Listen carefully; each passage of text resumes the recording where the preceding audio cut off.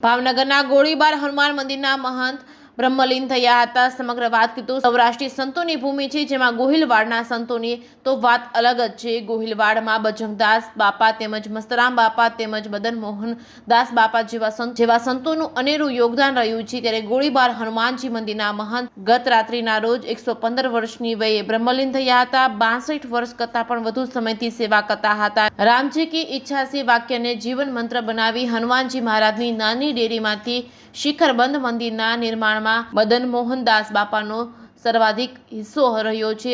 ગૌ સેવાએ પરમો ધર્મ મંત્રને અનુસરી ગાયોની સતત સેવા કરનાર આ મહંતની ગૌશાળામાં આજે 1100થી વધુ ગાયો છે। તેમજ તહેવારોમાં ગાયોને ઓરમું, લાડવા, માલપુઆનો પ્રસાદ આપવામાં આવતો અને આ ઉપરાંત ભૂકંપ, વાવાઝોડા જેવા કપરા સમયગાળામાં લોકો માટે ભોજનની વ્યવસ્થા કરતા અને આ મહંત ગત રાત્રિના બ્રહ્મલીન થતા ભક્તોનું ઘોડાપુર તેના અંતિમ દર્શન માટે ઉમટ્યું હતું। વહેલી સવારે 7 થી 10 બાપાના પાર્થિવ દેહને દર્શન માટે રાખવામાં આવશે। હજારો ભક્તોએ બાપાના અંતિમ દર્શન કર્યા હતા।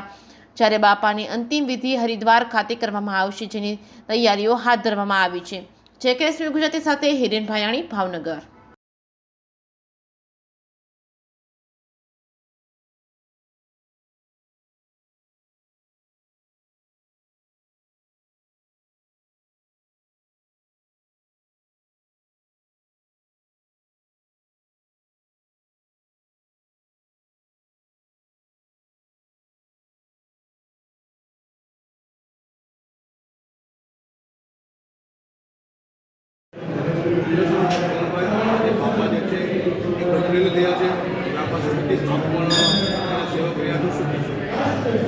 जय सियाराम।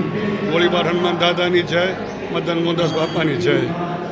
મને 3 વર્ષની ઉંમરનો હતો ત્યારથી મારા નાની માને મારા બા આંગળી પકડીને ગોળીબાર લાવતા। અમે અહીંયા સરદારનગર રહેતા, પણ બાપાનો પ્રેમ 3 વર્ષથી અત્યારે 65 વર્ષનો થયો, પણ બાપાના પ્રેમના આશીર્વાદ કોઈ દિવસમાં મેં ફેરફાર ન જોયો।